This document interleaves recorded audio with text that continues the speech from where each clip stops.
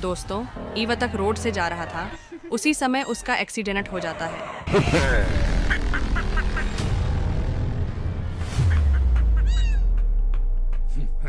तभी बिल्ली आकर उसकी जान बचाता है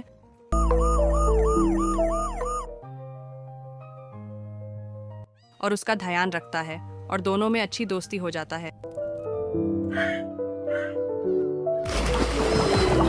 पर एक दिन बिल्ली पानी में डूब रहा था और बतख ने उसकी जान बचाई और दोनों एक साथ रहने लगे।